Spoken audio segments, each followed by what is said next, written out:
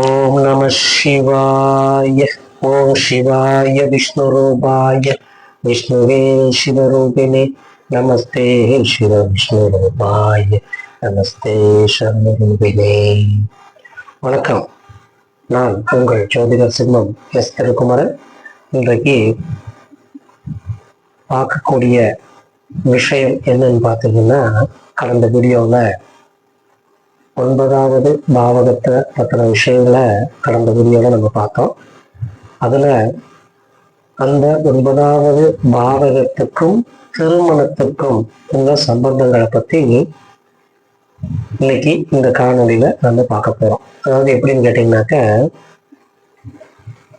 ஒரு ஜாதகருக்கு திருமணம் எந்த காலகட்டங்களில், எந்த சூழ்நிலைகளில், எப்படி, எந்த மாதிரி அவருக்கு நடக்கும் அப்படிங்கிறதெல்லாம் துல்லியமா நம்ம ஒரு ஜாதகத்துல கணிச்சிடலாம். அப்போ அதற்கு அந்த 9வது பாவகம் எந்த அளவுக்கு முக்கியத்துவம் வாய்ந்தது அப்படிங்கிறதான் கடந்த வீடியோவில் நான் சொல்லியிருந்தேன். அதனுடைய தொடர்ச்சி வீடியோ தான் இது. அப்போ திருமணம் செய்யும் போது இப்போ நம்ம பொதுவாக பார்த்தீங்கன்னாக்க, ஒரு ஜாதகத்தை ஆய்வு செய்வதற்கு முன்பாக இப்போ காலபுருஷ வீடுன்னு சொல்லக்கூடிய இந்த 12 வீடுகள் இருக்குது. இந்த 12 காலபுருஷ வீடுகள்ல மேஷத்தை லக்னமா வச்சுதான் மற்ற வீடுகள் நம்ம ஆய்வு செய்துகிட்டு இருக்கிறோம். அப்போ இந்த மேஷத்தை நம்ம லக்னமா வச்சு நம்ம பார்க்கும்போது, இப்போ மேஷம் அப்படிங்கும்போது மேஷத்திற்கு 3வது வீடாகிய இந்த மிதுன வீடு பார்த்தீங்கன்னாக்க நம்ம கணக்குல எடுத்துக்கணும். அதாவது மேஷ லக்னக்காரருக்கு இந்த 3வது வீடு, இந்த 3வது வீடு தான் பார்த்தீங்கன்னாக்க ஒப்பந்தம், திருமண பந்தத்தை இணைக்கக்கூடிய ஒரு பாவகம். அதுபோல இந்த மேஷ லக்னக்காரருக்கு இந்த 7ஆம் வீடு அப்படின்னு சொல்லக்கூடிய மனைவி ஸ்தானத்திற்கு இந்த 3வது வீடு. அப்போ மேஷ லக்னக்காரருக்கு 9வது வீடு ஆகுது. இந்த மேஷ லக்னக்காரனுடைய மனைவிக்கு இது 3வது வீடாக அமையுது. அப்போ இந்த 1வது வீட்டிற்கு 3வது வீடும் 7வது வீட்டிற்கு 3வது வீடும் ரொம்பவே ஒரு ஜாதகருக்கு முக்கியமான பாவகங்கள் ஆகும். அந்த பாவகங்கள்ல வச்சுதான் துல்லியமாக திருமண காலங்களை நாம பார்க்க முடியும். அப்ப துல்லியமாக அந்த திருமண பாவகங்களை எப்படி நம்ம பார்க்கிறோம் அப்படின்னாக்க, அந்த பாவகம் அங்கே அமர்ந்திருக்கக்கூடிய கிரகம் எந்த நட்சத்திரத்தில் அமர்ந்திருக்கு, அந்த நட்சத்திர பாதம் எந்த நட்சத்திர பாதத்தில் அமர்ந்திருக்கு அப்படிங்கிறது எல்லாம் கணக்கில் எடுக்கணும். எந்தெந்த கிரகங்கள் எல்லாம் பார்வை செய்கிறது அப்படிங்கிறதெல்லாம் வச்சுட்டு அந்த திருமண விஷயங்களை நாம துல்லியமாக எடுத்து சொல்றோம். அப்போ இந்த 9வது பாவகம் சொல்லக்கூடிய வீடு தான் பார்த்தீங்கன்னா காலபுருஷ லக்னத்துக்கு, மேஷ லக்னத்துக்கு 9வது பாவகம் என்று சொல்லக்கூடியதுதான் குருவினுடைய வீடு. அப்போ இந்த குருவினுடைய வீடு என்கின்ற போது குரு திருமண விஷயங்கள்லாம் ரொம்ப முக்கியத்துவம் வாய்ந்தது. அதாவது இந்த 7வது வீட்டுக்கு மங்கல்ய ஸ்தானம் சொல்லக்கூடிய 3வது வீடு, தாலி, மங்கல்யம், நெக்லஸ் சம்பந்தப்பட்ட விஷயங்கள்லாம் 3வது வீடாக இந்த மேஷலக்னக்காரனுடைய மனைவிக்கு 3வது வீடாக இங்கே அமைந்துவிடும். அப்போ இந்த மேஷலக்னக்காரருக்கு இந்த 9வது வீடு அவருடைய மனைவிக்கு 3வது வீடாக தாலி சம்பந்தப்பட்ட விஷயங்கள் ஆக அமைந்து விடுது. குரு தான் பாத்தீங்கன்னாக்க தங்கம். இந்த குரு தான் நம்ம கழுத்துல கட்டக்கூடிய தாலி. அப்போ ஒரு திருமணத்திற்கு பாத்தீங்கன்னாக்க ரொம்ப முக்கியமானது தாலி. இந்த தாலிக்கு முக்கிய காரணம் வாய்ந்த கிரகம் என்னன்னு கேட்டீங்கன்னாக்க குரு தான். அப்போ திருமண பந்தங்களை இணைப்பதற்கு திருமண காலங்களிலே நாம கணவன் மனைவிக்கிடையே ஒரு பந்தத்தை ஏற்படுத்துவதற்கும், அந்த பந்தங்கள் அந்த தாலி இருக்கின்ற காலம் வரைக்கும் சுக துக்கங்களை, சுகமா இருந்தாலும் கூட துக்கமா இருந்தாலும் கூட அந்த பெண்ணுடைய கழுத்தில் இருக்கக்கூடிய தாலி அந்த பெண்ணுடைய கழுத்தில் இருக்கும் வரைக்கும் அந்த பந்தம் அவர்களுக்குள்ளாகவே தொடரும் என்பதற்காக நம்ம வீட்டில் இருக்கக்கூடிய பெரியவர்கள் அந்த பந்தத்தை தாலி மூலமாக அதை இணைத்து வைத்தார்கள். அப்போ அந்த தாலி இருக்கின்ற காலம் வரையிலும் அந்த கணவன் மனைவி கொண்ட பந்தங்கள் அங்கே இருக்கும். அதுபோல பார்த்தீங்கன்னாக்க இந்த மேஷலக்னக்காரனுடைய மனைவிக்கு பார்த்தீங்கன்னாக்க ஜீவனஸ்தானம் என்று சொல்லக்கூடிய 10வது வீடு, அதாவது துலாம் தான் மேஷ லக்னக்காரருக்கு மனைவி வீடு துலாம் வீடு. துலாம், விருச்சிகம், தனுசு, மகரம், கும்பம், மீனம், மேஷம், ரிஷபம், மிதுனம், கடகம். இது 10வது வீடாக வந்து இந்த 10வது வீடு வந்து இந்த மேஷ லக்னக்காரனுடைய மனைவிக்கு 10வது வீடு தான் வந்து பாத்தீங்கன்னாக்க ஜீவனஸ்தானம் என்று சொல்லக்கூடியது. கடகராசியினுடைய அதிபதி பாத்தீங்கன்னாக்க சந்திரன் தான் வந்து தாய் உண்டான கிரகம், தாயாருக்கு உண்டான கிரகம். அப்போ இந்த பெண் திருமணம் முடிந்து கர்ப்ப ஆதானம் சொல்லக்கூடிய, அதாவது புத்திரகாரகனாகிய குரு பகவான் அப்போ கர்ப்ப காரகனாகிய, அதாவது கர்ப்பம் ஆதானமாக வைக்கக்கூடிய, கர்ப்பம் தரிக்கக்கூடிய விஷயங்கள் எல்லாத்தையும் நாம இந்த வீட்டை வைத்து நம்ம கணக்கு பண்ணலாம். அதாவது 9வது வீடு, காலபுருஷனுக்கு 4வது வீடு, மீண்டும் 9வது வீடை நம்ம ஆதாரமாக வைத்து அந்த பெண் கர்ப்பம் தரிக்கிற விஷயங்கள் எல்லாத்தையும் வந்து நம்ம கூறிவிடலாம். அப்போ இந்த 2 பந்தத்திலையும் கூட பாத்தீங்கன்னாக்க இந்த பெண்ணிற்கு மங்கல்யம் பிளஸ் வந்து பாத்தீங்கன்னாக்கா அட்சதை. எப்பவுமே பாத்தீங்கன்னா அரிசி, மஞ்சள் அரிசி வந்து அந்த பெண்ணுடைய திருமண காலங்கள்ல, அந்த மணமகளுடைய திருமண காலங்கள்ல வந்து அரிசி, மஞ்சள் கலந்த அரிசியை வந்து அட்சதையாக போட்டு வாழ்த்துவாங்க. அங்கேயும் அது மஞ்சள் தான். அப்போ அந்த குருவினுடைய ஒரு திருமண பந்தங்கள் வர வேண்டும் என்றால், ஒரு ஜாதகருக்கு திருமண பந்தங்கள் வர வேண்டும் என்றால் குருவினுடைய பார்வை அந்த ஜாதகருக்கு இருக்க வேண்டும். அப்போ எல்லா ஜோஷியரும் பொதுவாக வந்து பாத்தீங்கன்னாக்க குரு சந்திரனை பார்க்கும் காலங்கள்ல வந்து பாத்தீங்கன்னாக்க ஒரு திருமணம் அங்கே குறிக்கப்படும் அப்படின்னு சொல்லுவாங்க.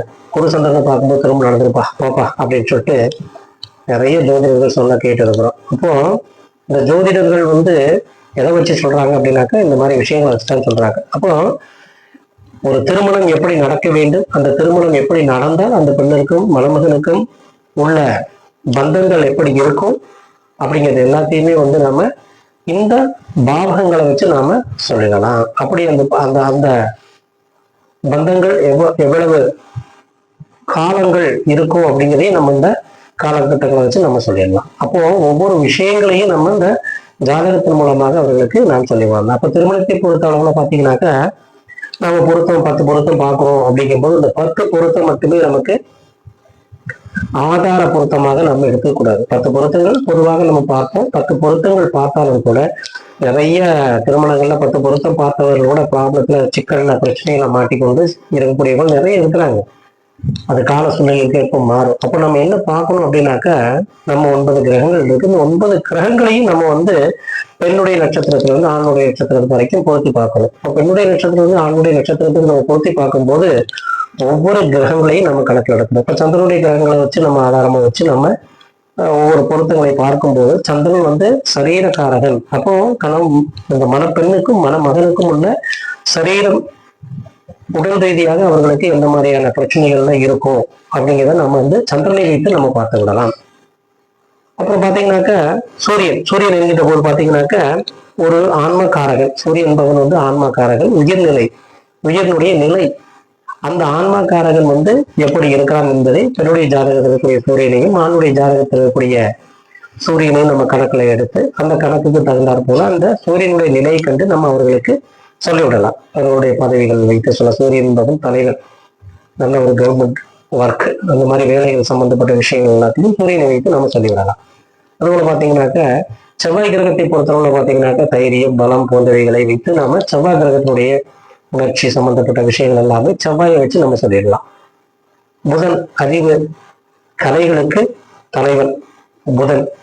குழந்தைகளுடைய படிப்பு சம்பந்தப்பட்ட விஷயங்கள், அவர்களுக்கு பிறக்கக்கூடிய இந்த மணமகளுக்கும் பிறக்கக்கூடிய குழந்தைகளுக்கு கல்வி அறிவு எப்படி இருக்கும் என்பதை அங்கே சொல்லக்கூடிய கிரகம் தான் இந்த புதன் பகவானையே இப்ப நம்ம அதை வந்து பார்க்கணும். இப்போ பொதுவாக வந்து பாத்தீங்கன்னாக்கா ஒரு திருமண பந்தத்துல வந்து நாம ஒரு மணமகளையும் இணைக்கும் போது இந்த கர்ப்ப ஆதாரம் என்று சொல்லக்கூடிய, அதாவது அவர்களுக்கு குழந்தை பாக்கியம் எப்படி இருக்கு என்று இருந்தால்தான் அவர்கள் தாய் தந்தையராக வர முடியும். இப்போ காலபுருஷனுக்கு 4ஆம் இடம் தாய், 9ஆம் இடம் தந்தை. அப்போ தந்தை வீடுதான் குரு. அப்போ இந்த தாய் தந்தையர் ஆக வேண்டுமே, ஆனால் அவர்களுக்கு குழந்தை இருந்தால் மட்டுமே தாய் தந்தையர் ஆக முடியும்.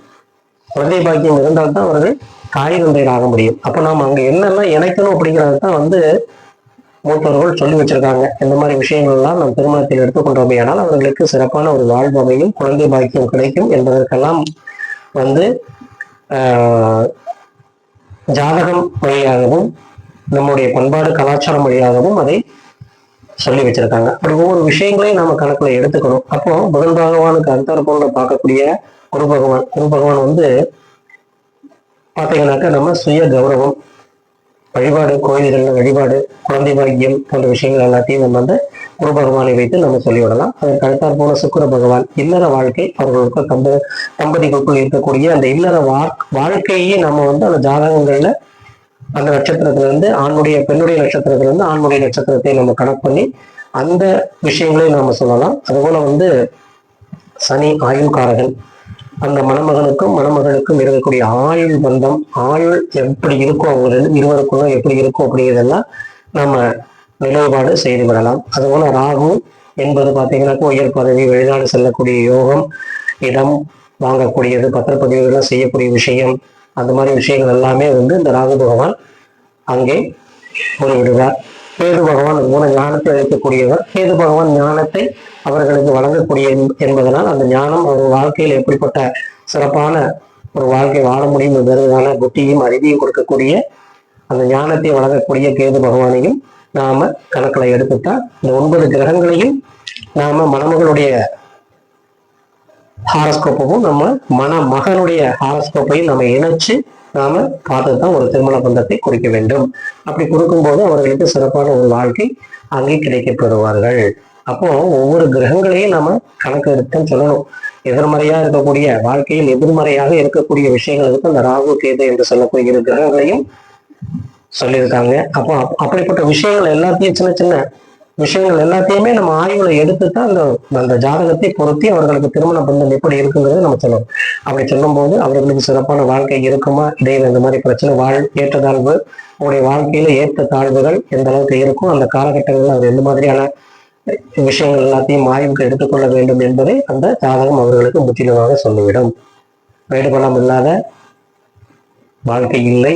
அனைவருக்குமே அந்த மாதிரி வேடு பள்ளங்கள் இருக்கும். வேடு வரும்போது சந்தோஷமும், பள்ளம் வரும்போது துக்கமும் வந்து எல்லா மனிதர்களுக்கும் இருக்கக்கூடியதான். அந்த சமநிலையில் கொண்டு போக வேண்டியது நம்முடைய வாழ்க்கையில் சாரம். அப்படி கொண்டு போகும்போது சிறப்பான ஒரு வாழ்க்கை கிடைக்கும். ஒவ்வொரு வியூவர்ஸும் சப்ஸ்கிரைபர்களுக்கும் இதை இந்த வீடியோ காணொலி உங்களுக்கு பயனுள்ளதாக இருக்குமே ஆனால்